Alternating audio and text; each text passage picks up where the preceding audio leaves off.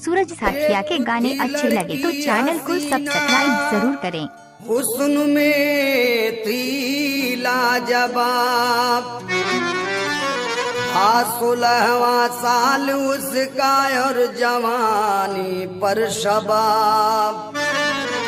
एक दिन उससे अचानक आँख मेरी लड़ गई, प्यार का फंदा गले में नाजनी के पड़ गई। फिर तो दोनों चोरी चोरी छुप के मिलते थे कहीं। मैं भी था परदेसी छैला वो छबीली गांव की। तो जब इरादा करके मैं परदेस को जाने लगा, चूम के मुँह अपनी महबूबा से मैंने ये कहा।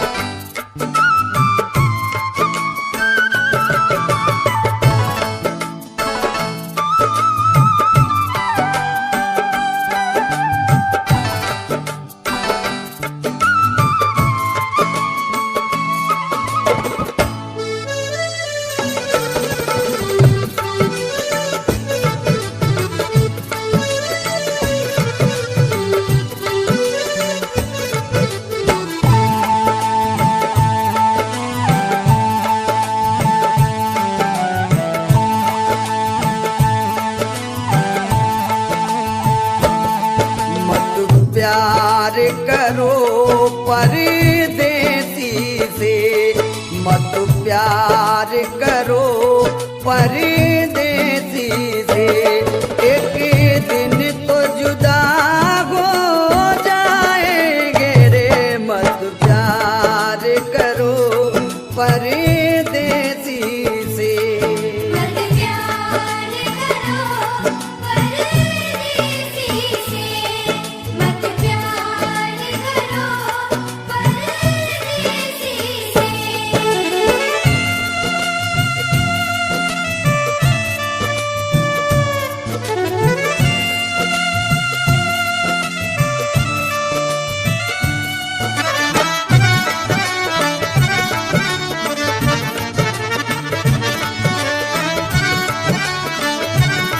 गाने अच्छे लगे तो चैनल को सब्सक्राइब करें।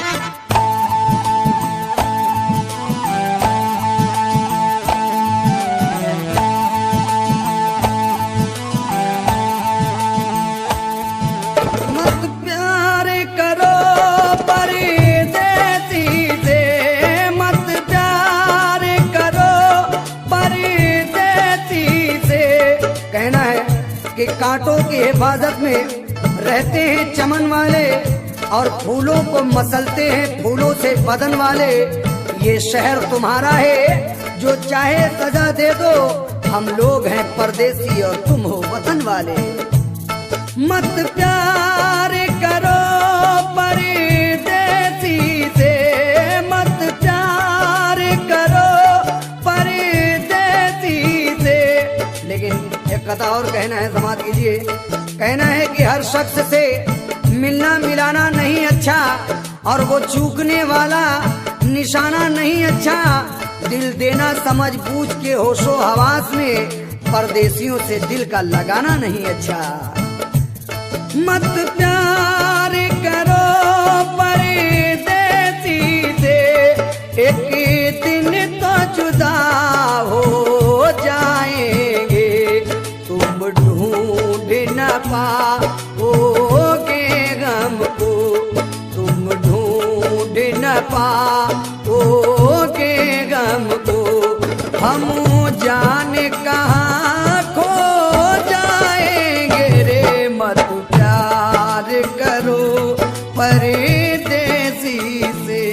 मत प्यार करो परदेसी से, मत प्यार करो परदेसी से।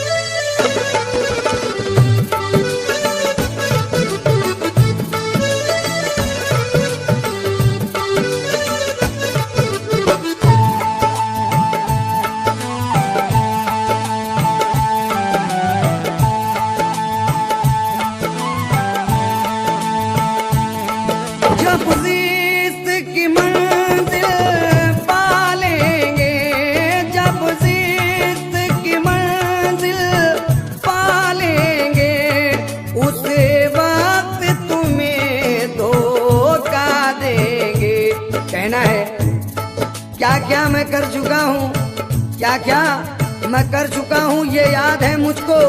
और आइंदा अभी देखिए क्या क्या मैं करूँगा। मरने के बाद एक खता और भी होगी, पैदल चलेंगे लोग मैं कांधों पे चलूंगा। जब जीत की मंजिल पालेंगे, जब जीत की मंजिल पालेंगे, उसे वक्त तुम्हें धोखा देंगे। जब मौत हमें थपकी देगी, जब मौत हमें थपकी देगी, आगोश कज़ा तो जाएंगे रे। मत प्यार करो परदेसी से, मत प्यार करो परदेसी से, मत प्यार करो परदेसी से।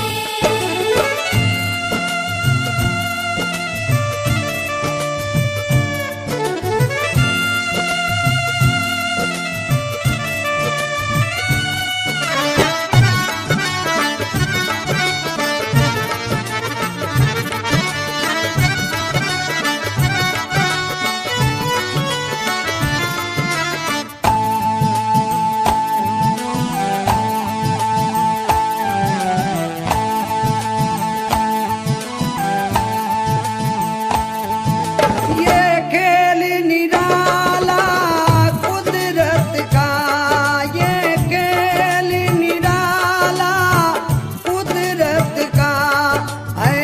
वक्त मुकर्रर रुखसत का। कहना है कि पत्थर का तेरा दिल है, फूलों से बदन वाले उल्फत क्या निभाओगे।